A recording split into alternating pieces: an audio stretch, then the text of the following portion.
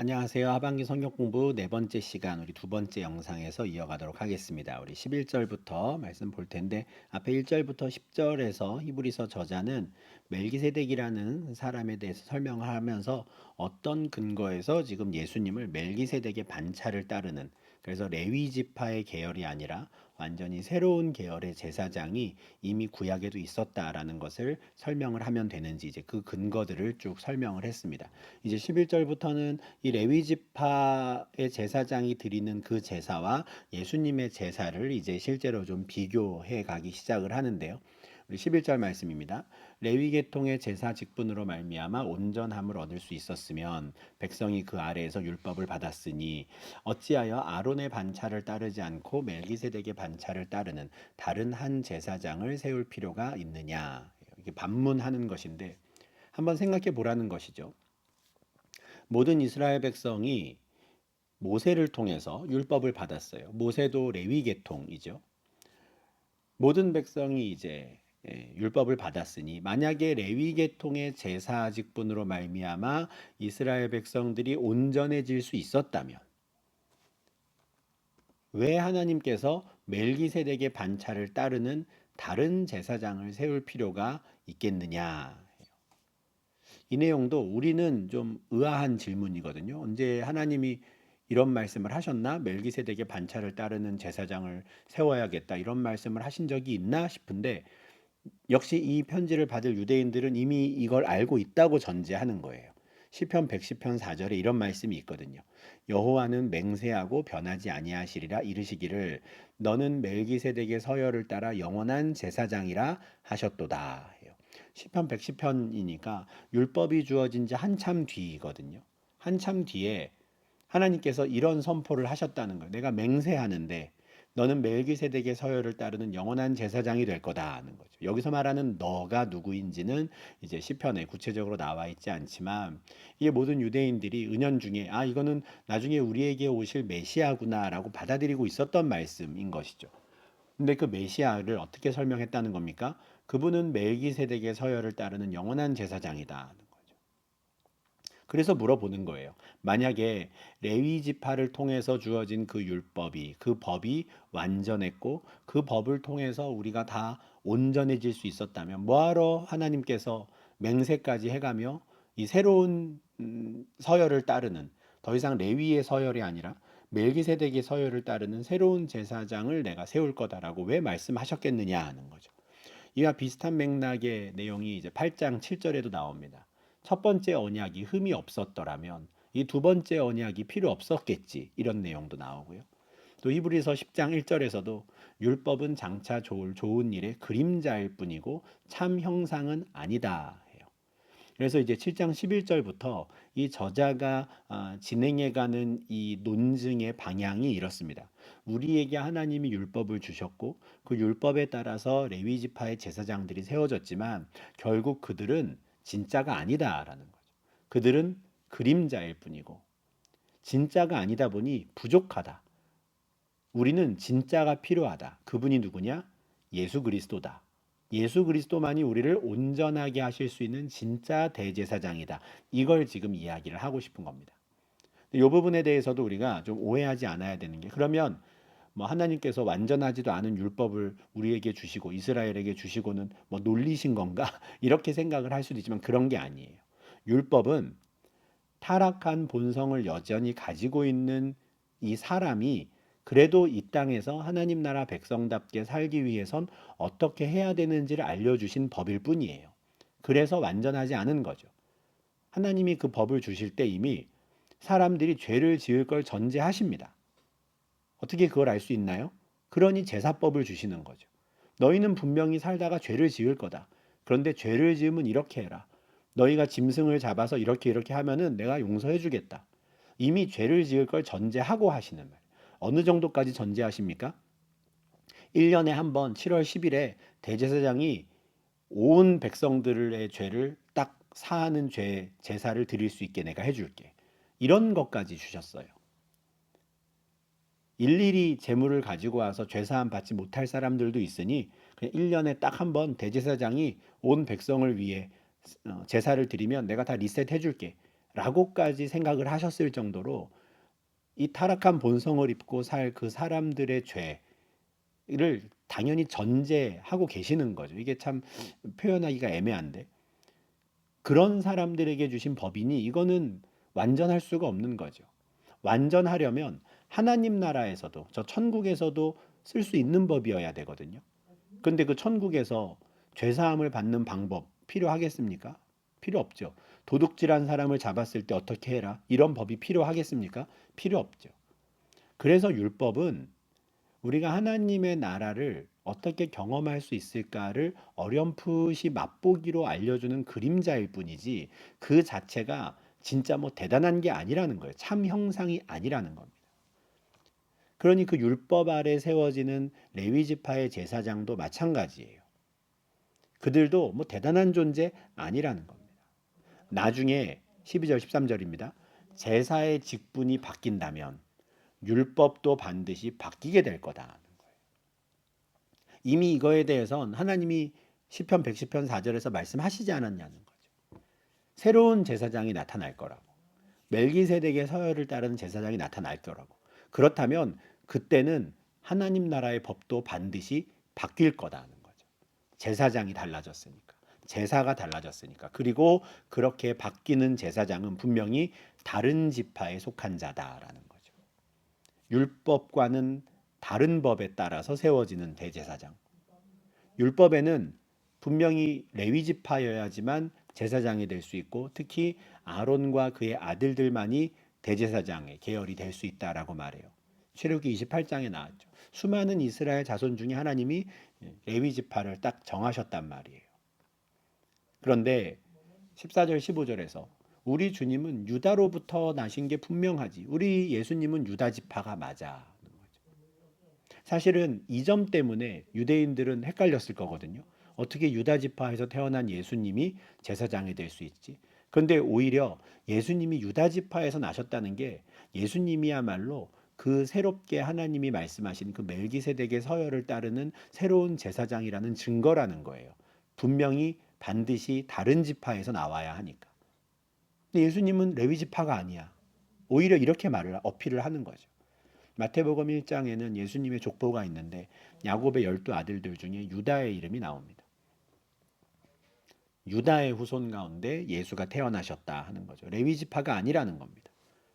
그렇다면 멜기세덱과 같은 별다른 한 제사장이 유다 지파에서 나왔다고 우리가 할 수 있겠구나, 이렇게 설명을 하는 것이죠.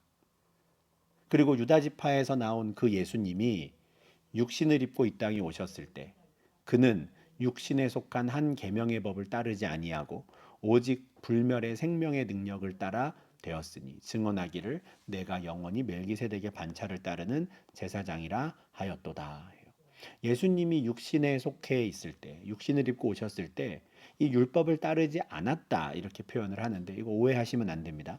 예수님은 마태복음 5장 17절에서 내가 율법이나 선지자를 폐하러 온 게 아니다, 절대 그렇게 생각하지 마라, 완전하게 한다. 율법을 완전하게 하셨어요. 로마서 10장 4절에서는 그리스도는 모든 믿는 자에게 의를 이루기 위하여 율법의 마침이 되셨다 하거든요. 그러니까 이 율법을 따르지 않았다라고 하는 건 그냥 예수님이 더 이상 율법에 매이지 않는다라는 걸 강조하기 위한 표현입니다.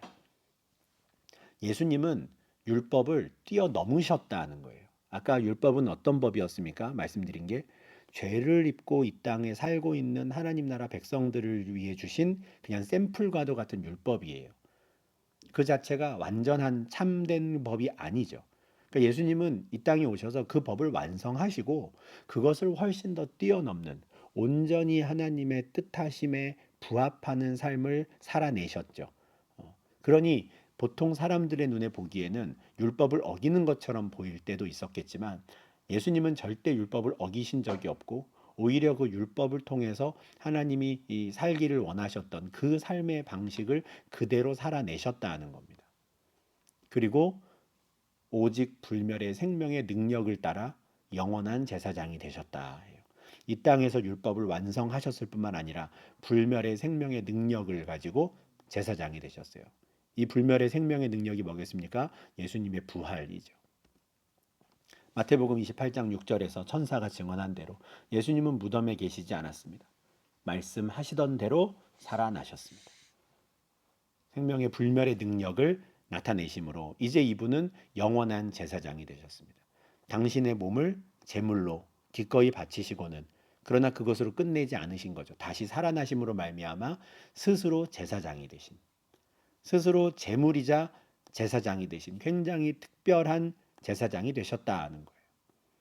이것을 바울은 로마서 8장 2절에서 그리스도 예수 안에 있는 자들은 이제 생명의 성령의 법을 따르게 된다 이렇게 설명을 해요. 앞서 이 불멸의 생명의 법, 능력과 굉장히 좀 비슷한 표현이죠. 이제 예수님께서 율법이 아니라 생명의 성령의 법을 우리에게 주셨고 하나님의 백성들은 이제는 그 법을 따르게 된다. 더 이상 죄와 사망의 법에 매이지 않는다는 거죠. 이게 아까 7장 12절에서 나왔던 제사의 직분이 바뀌면 율법도 반드시 바뀐다는 거예요. 예수님께서는 하나님께서 맹세하셨던 그 멜기세덱의 서열을 따르는 제사장이 되신 것이고 그분의 제사는 당신 자신을 제물로 바치는 제사였어요. 직분이 바뀌었어요. 제사의 직분이. 그러면 율법도 바뀌는 것이죠. 더 이상 죄와 사망의 법이 아니라 이제는 생명의 성령의 법으로 그렇게 완전히 바뀌게 되는 겁니다. 그리고 그 법을 통해 예수님께서는 영원히 멜기세덱의 반차를 따르는 제사장이 된 것이죠. 생명의 끝이 없는 멜기세덱은 그냥 기록상 죽음에 대한 기록이 없으니까 생명의 끝이 없다라고 아까 3절에서 말했지만 예수님은 생명의 불멸의 능력을 나타내심으로 부활하심으로 말미암아 생명의 끝을 없애신 거죠. 그렇게 해서 영원한 제사장이 되셨다는 겁니다. 레위 지파의 제사장과는 차원이 다른 것이죠. 그들은 다 죽어요. 그러나 예수님은 불멸한다, 영생한다는 거죠. 계명은 또 어떻습니까? 18절 19절입니다. 전에 있던 계명은 연약하고 무익함으로 패하고 율법은 아무것도 온전하게 못할지라 이에 더 좋은 소망이 생기니 이것으로 우리가 하나님께 가까이 가느니라. 전에 있던 계명 율법은 연약했다. 무익했다. 결국에는 폐기됐다 말이에요. 노파심에 계속 강조하는데 이게 율법이 뭐 악하다라든지 필요 없는 건데 하나님이 괜히 주셔서 사람들을 괴롭혔다라든지 이런 게 아닙니다. 율법을 우리가 아무리 지켜도 우리 스스로 온전해지지 못한다는 걸 알지 않느냐 이런 뜻이에요. 율법은 선하지만 그 율법을 받아든 사람들이 연약하고 무익하기 때문에 그렇습니다. 인간의 죄성 때문에 그래요. 율법은 선해요. 근데 타락한 인간이기에 그 율법을 가지고 온전해질 수 있는 사람이 아무도 없는 거예요. 이게 바울이 로마서 3장 20절에서 선포한 내용입니다. 율법의 행위로 그의 앞에 의롭다 하심을 얻을 육체가 없다. 율법이 문제가 아니라 우리 문제로. 하나님은 분명히 너희가 율법을 다 지켜 행하면 의롭다 하겠다, 여겨주겠다 약속하셨어요. 근데 그걸 해내는 사람이 없는 거예요. 이게 참 아이러니한 것이 실제로 율법을 가지고 내가 의로워져 보겠다고 애를 쓰면 쓸수록 오히려 이걸 느끼는 겁니다. 바울의 고백이 그거예요. 내가 한번 히브리인 중에 히브리인이요 바리새인 중에 바리새인으로 율법의 행위로 말미암아 의롭다함을 얻어보려고 내가 애를 썼는데 안 되더라. 오히려 율법도 안 지키고 관심도 없는 사람들이 말만 앞서요. 율법대로 하면 되는데, 율법대로 하면 되는데, 그럼 우리가 의로워질 수 있는데, 우리는 의로와라고 말을 하죠. 근데 그와 같은 사람들에 대해서 바울이 로마서 2장 23절에서 이렇게 지적을 합니다. 율법을 자랑하는 내가 율법을 범함으로 하나님을 욕되게 하느냐. 자랑하기만 하고 율법을 안 지킨다는 거예요. 가지고만 있어요. 이게 무슨 의미가 있냐는 거죠. 네가 율법을 행해야 네가 할례 받은 것도 유익하고 지금 너가 하나님 나라 백성이라고 유대인이라고 떠드는 것도 타당한 주장이 될 텐데 율법을 자랑하기만 하고 지키지도 않으면 아무 의미 없다 하는 것이죠. 실제로 지켜본 사람들은 자랑도 못한다는 거예요. 아, 내가 계속 죄인이구나 라는 걸 깨달을 뿐이죠. 그게 이겁니다. 율법으로는 죄를 깨달음이니라. 한번 율법을 지켜서 최선을 다해서 율법으로 내가 의로워지겠다라고 해본 사람들은 오히려 이런 고백을 하는 겁니다. 마틴 루터가 종교개혁을 일으켰을 때도 이 부분에 부딪혔던 거잖아요. 그는 자기 마음속에 있던 죄책을 한번 떨어내 보려고 막 무단한 애를 썼습니다. 로마 가톨릭 교회가 하라는 대로 다 했어요. 늘 고해성사를 하고 늘 자기를 어떤 고통 가운데 던져 넣기도 하고, 그래도 죄책이 사라지지 않는 거죠. 내 행위로, 인간의 행위로 한번 의롭다함을 얻어보려고 애를 쓰면 쓸수록 사람은 내가 죄인이구나, 내 속에 있는 이 죄성을 어찌할 수가 없구나라는 걸 깨달을 수밖에 없어요. 그래서 어떻게 합니까? 더욱더 예수 그리스도를 갈망하게 되는 겁니다. 더욱더 하나님의 은혜를 갈망하게 되는 거죠. 하나님, 저에게는 가능성이 없습니다. 하나님이 은혜를 주셔야 됩니다. 그냥 거저 저를 의롭다고 여겨 주셔야지만 제가 의로워질 수 있지 제 힘으로는 안 됩니다. 이렇게 되는 것이죠. 겸손해지는 겁니다. 그게 바울이 발견한 참된 진리잖아요. 그러나 이제는 율법 외에 하나님의 의가 나타났으니 율법과 선지자들에게 증거를 받은 것이라. 그 의가 뭡니까? 예수 그리스도를 믿음으로 말미암아 모든 믿는 자에게 미치는 하나님의 의예요. 율법도 선해요. 율법도 하나님의 의예요. 근데 결과적으로 그 율법을 통해서는 하나님의 백성들이 자신의 죄성을 깨달을 뿐이죠. 진정 그들을 의롭게 하고 구원할 수 있는 도구가 이제는 되지 못하는 거예요. 인간의 죄성으로 인해. 그런데 하나님께서 그들을 여전히 사랑하셔서 세상을 이처럼 사랑하사 하나님의 의를 나타내시는 거죠. 사람이 해야 하는 모든 것까지도 예수 그리스도로 말미암아 다 이루시는 그 하나님의 의. 그래서 바울은 갈라디아서 3장 24절에서 율법은 우리를 그리스도께로 인도하는 초등교사다, 초등학교 선생님이다 말해요. 율법을 배우면 배울수록, 지키려고 애를 쓰면 쓸수록 오히려 더 그리스도를 갈망하게 되고 그 가운데 나아가게 된다는 거죠. 그게 오늘 본문 히브리서 7장 19절에서 말하는 더 좋은 소망입니다. 전에 있던 계명은 연약했어요. 아, 이걸로 안 되겠는데, 이걸로는 나 가능성 없는데. 그런데 더 좋은 소망이 주어진 것이죠. 예수 그리스도라고 하는 그 소망을 붙잡은 사람들, 그 앞에 있는 소망을 붙잡은 사람들, 그들이 지금 이 히브리서의 편지를 받을 사람들인 거예요. 그러니 지금 이 저자는 지금 우리가 저 앞에 있는 소망을 얻으려고 겨우 지금 유대교를 떠나서 이곳으로 왔는데 너희는 왜 하나님의 약속을 의심하고 있느냐? 왜 다시 유대교로 돌아가려고 하느냐? 지금 권면하며 책망을 하고 있는 겁니다. 연약하고 무익한 그 계명으로 돌아가지 말고 우리에게 주어진 이 더 좋은 소망을 붙잡자. 우리는 이것을 통해 하나님께 가까이 갈 수 있다. 저 레위 지파의 제사가 아니라 생명의 능력, 불멸의 능력을 나타내셔서 우리의 영원한 대제사장이 되어 주신, 자기 스스로 제물이 되시고 또한 우리를 위한 제사장이 되어 주신 그 예수를 붙잡고 우리가 하나님께 가까이 가자. 은혜의 보좌 앞으로 담대히 나아가자라고 권면을 하는 겁니다. 좀 안타까운 상황인 거예요. 아무리 생각해도 이 예수님과 지금 레위 지파의 제사장은 이 비교가 안 되는데 지금 이 사람들이 저쪽으로 가려고 하니까 지금 안타까운 겁니다. 계속 또한 이러면서 계속 비교해요. 20절도 마찬가지죠. 또 예수께서 제사장이 되신 것은 맹세 없이 된 것이 아니니 그들은 맹세 없이 제사장이 되었으되 오직 예수는 자기에게 말씀하신 이로 말미암아 맹세로 되신 것이라. 주께서 맹세하시고 뉘우치지 아니하시리니 내가 영원히 제사장이라 하였더라. 또 한번 보자 있는 거죠. 새로운 겁니다. 자, 예수님은 맹세를 통해서 제사장이 되셨다는 거예요. 누구의 맹세입니까? 하나님의 맹세. 하나님이 시편 110편 4절에서 주께서 맹세하실 때 어떻게 맹세하셨어요? 너가 영원히 제사장이 될 거야. 하나님이 맹세하여 세운 제사장이라는 겁니다.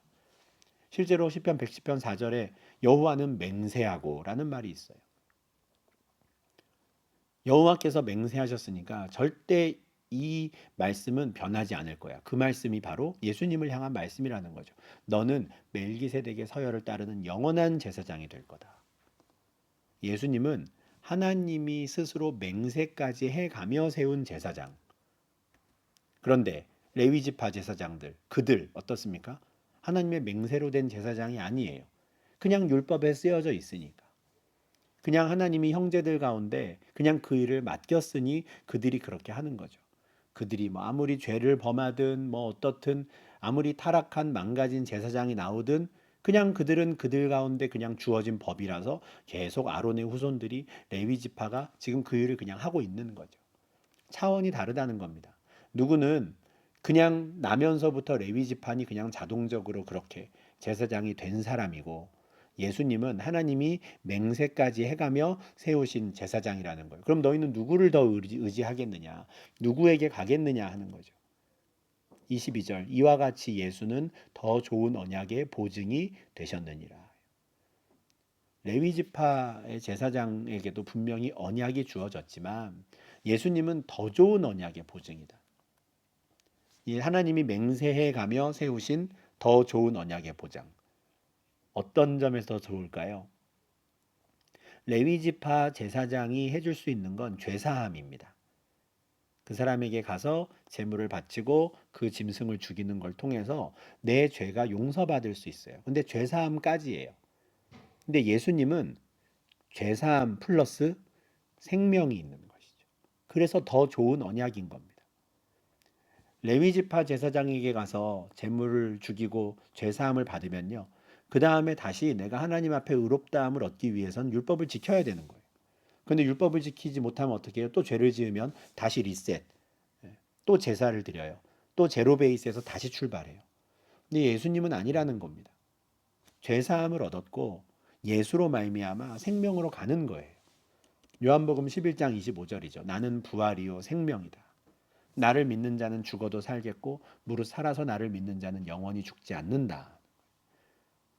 예수님은 죄사함뿐만 아니라 예수 안에 거한다면, 예수를 믿는다면 생명까지도 보장해 주시는 거예요. 그래서 더 좋은 언약의 보증이 되는 것이죠. 사도들이 선포했던 복음의 내용이 바로 이겁니다. 다른 이로서는 구원을 받을 수 없다. 천하 사람 중에 구원을 받을 만한 다른 이름을 우리에게 주신 일이 없다. 오직 예수 외에는 생명의 길이 없다라는 거예요. 뿐만 아니라 23절, 24절 제사장들은 다 죽잖아 이런 말도 해요. 제사장 된 그들의 수요가 많은 것은 죽음으로 말미암아 항상 잊지 못함이로되 예수는 영원히 계심으로 그 제사장 직분도 갈리지 아니하느니라. 레위지파 제사장들 너무 많아요. 몇 대 몇 대 쭉 나와요. 1대, 2대, 3대, 4대 제사장들이 쭉 나와요. 왜냐? 그들은 죽으니까요. 사람이거든요. 죽기 때문에 항상 잊지 않아요. 바뀌어요, 계속. 그런데 예수님은 어떻습니까? 바뀌지 않아요. 영원히 계세요. 어떻게 영원히 계십니까? 생명의 불멸의 그 능력으로. 그 능력을 나타내셨잖아요. 부활의 능력을. 그래서 예수님은 죽지 않아요. 그러니 다른 사람에게 제사장 직분을 넘겨주실 일도 없습니다. 영원히 제사장이에요. 그래서 예수를 힘입어 하나님께 나아가는 자들을 온전히 구원하실 수 있다. 25절에 말하죠.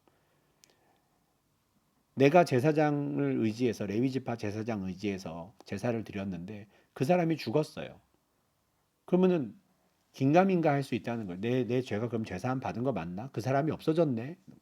보장이 안 돼요. 그런데 예수님은 영원히 계세요. 그러니 예수를 붙잡고 나아가는 자들은 안심해도 돼요. 그분이 계속 계시니까. 그분은 우리를 온전히 구원하실 수 있으니까. 사실 그렇게 하시려고 오셔서 고난당하시고 죽으신 거거든요. 온전한 우리의 구원의 창시자가 되시기 위해서. 온전한 우리 구원의 근원이 되시기 위해서. 이게 우리가 앞서 보았던 말씀들이잖아요. 영원한 구원의 근원이 되셨어요. 구원의 창시자가 되셨어요. 죽으시고 부활하심으로. 뿐만 아니라 이 땅에 계실 때 모든 하나님의 뜻을 그 율법을 다 이루심으로 말미암아. 그러니 우리를 구원하는 데 필요한 모든 일을 다 하시고 기다리고 계시는 거예요.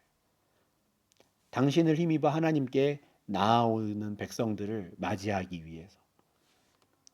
그리고 혹여 그들이 죄를 범하더라도 그들을 위해 간구하시며 기다리고 계시는 거죠. 이는 그가 항상 살아계셔서 그들을 위하여 간구하심이라. 이게 예수님의 제사장 역할입니다. 이게 굉장히 특이해요. 독특해요. 제사의 직분이 바뀐 건데요. 레위 지파의 제사장은 계속해서 제사를 드립니다.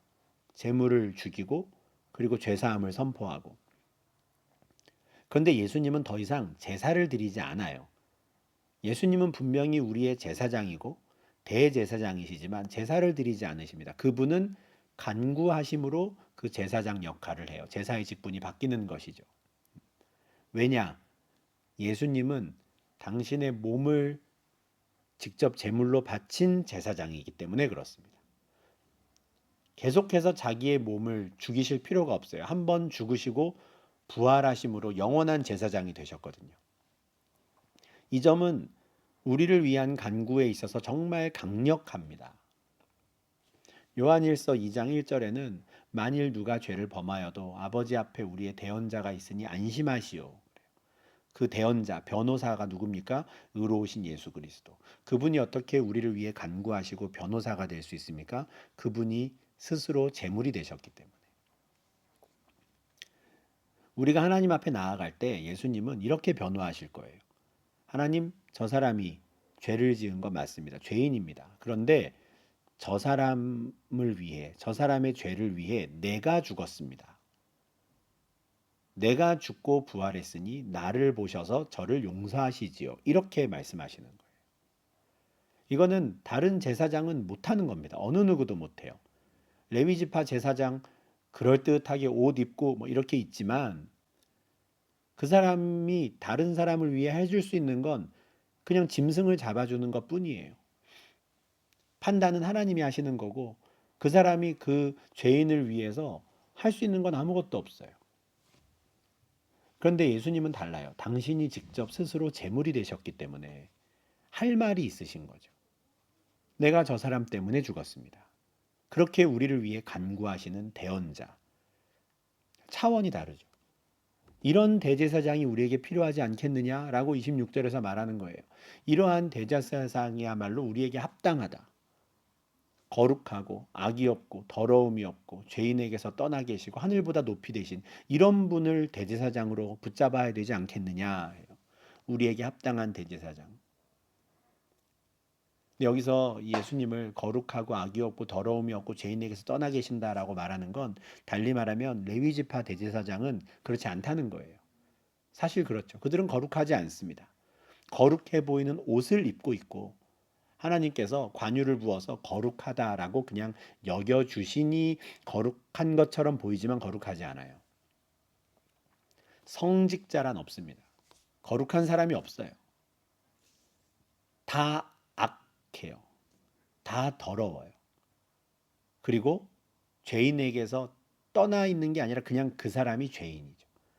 대제사장이나 제사장이나 오늘날의 모든 교역자들, 직분자들 다 마찬가지입니다. 사람들 중에 거룩하고 악이 없고 더러움이 없고 죄인에게서 떠난 사람은 없습니다. 그러니 우리는 어느 누구도 다른 사람을 위한 제사장이 될 수가 없는 거예요. 중재자 역할을 할 수가 없는 거죠. 그거는 오직 예수 그리스도만이 하실 수 있는 분. 그리고 그분은 이제는 하늘보다 높이 계신 분인 거예요. 27절에서 이 저자는 이 하늘보다 높이 되신 예수, 멜기세덱의 반차를 따르는 이 대제사장은 저 대제사장들처럼, 저 레위 지파의 대제사장들처럼 먼저 자기 죄를 속죄받고 다른 백성을 위해 속죄할 이럴 필요가 없다는 거예요. 왜냐하면 그는 모든 제사를 끝냈으니까. 그는 단번에 자기를 드려 모든 걸 다 이루셨으니까. 저 레위 지파의 제사장들처럼 다른 백성을 위해 제사를 드리기 전에 내 죄부터 좀 해결하고 저걸 해야겠다. 이럴 필요가 없다는 것이죠. 이 단번에 자기를 들이셨다라고 하는 이 점에 대해서는 이제 8장, 9장, 10장 이어지는 내용에서 우리가 좀 더 구체적으로 살펴보게 될 겁니다. 지금 요 7장에서 이 저자가 하는 건 처음 시작은 멜기세덱의 반열을 따르는 대제사장이라는 표현에 대한 설명을 시작으로 멜기세덱이 얼마나 높은가 보라 했어요. 멜기세덱은 레위지파 제사장보다 높다. 그런데 예수님은 그들보다 더 높다를 지금 말하고 있는 겁니다. 그분은 자기 자신을 제물로 바친 제사장. 어느 누구도 그런 사람이 없죠. 28절입니다. 율법은 약점을 가진 사람들을 제사장으로 세웠거니와 율법 후에 하신 맹세의 말씀은 영원히 온전하게 되신 아들을 세우셨느니라. 율법은 약점을 가진 사람들을 제사장으로 세웠어요. 사람 가운데 택했잖아요. 우리 5장 1절 2절에서 보았잖아요. 사람 가운데서 대제사장을 택했어요. 그 사람은 무식하고 미혹된 죄인들을 계속 용납해야만 합니다. 왜냐? 자기도 연약에 휩싸여 있으니까. 좋게 말해서 이렇지. 자기도 죄인이니까 이런 말이에요. 레위지파 제사장들 여호와께 성결 이런 표를 머리에 붙이고 그럴듯한 옷을 입고 있지만 다 죄인이라는 거예요. 다 약점을 가진 사람들, 연약에 휩싸여 있는 자들. 그러나 하나님께서 맹세하여 세운 그 제사장은 그렇지 않다는 거죠. 왜 그렇습니까? 하나님께서 그 맹세하여 세운 제사장을 자기 아들을 내세우셨으니까. 시편 110편 4절 이거는 율법 후에 하신 맹세예요. 여호와가 맹세하시고 너는 멜기세덱의 서열을 따르는 영원한 제사장이 될 거다. 그리고 그 일을 당신의 아들을 통해 이루셨다. 맹세하신 대로 지키셨다라고 지금 말을 하고 있는 겁니다. 그러니 여러분 유대교로 돌아가지 마십시오 하는 거예요. 진짜 우리에게 필요한 우리에게 합당한 대제사장은 여기에 계십니다.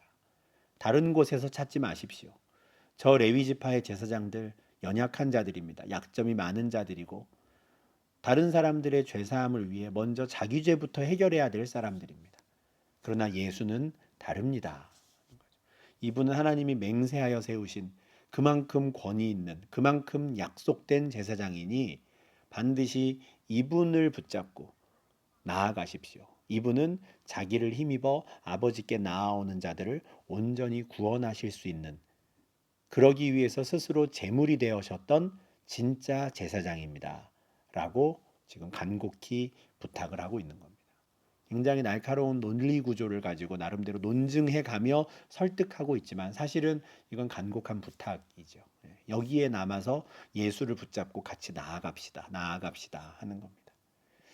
네, 이렇게 우리가 히브리서 7장 말씀 묵상했는데 사실 이 논증은 유대인들에게 참 적합한 내용이고 우리 입장에서는 나는 그냥 예수님이 대제사장인 게 받아들여지는데 라고 하실 수 있어요. 그렇지만 사실 우리가 이런 내용들을 통해서 구약 성경과 신약 성경을 같이 포괄해서 훨씬 더 좀 우리가 풍성하게 하나님 말씀을 이해할 수 있게 되고요.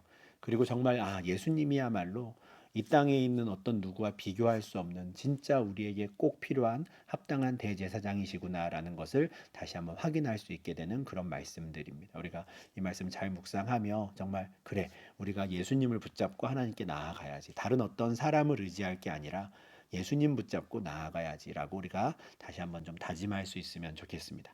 이어지는 8장 9장에선 계속해서 이 구약의 율법을 통한 제사와 그 예법을 이제는 새로 바뀐 예수님을 통한 제사와 비교하면서 예수님을 더 이제 붙잡아야 한다라고 지금 말한 내용들이 이제 이어질 텐데요.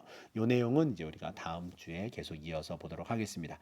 오늘도 히브리서 7장 말씀 이제 두 영상으로 나누어 보았는데 오랜 시간 함께 해주셔서 감사합니다. 그러면 다음 주에 뵙겠습니다.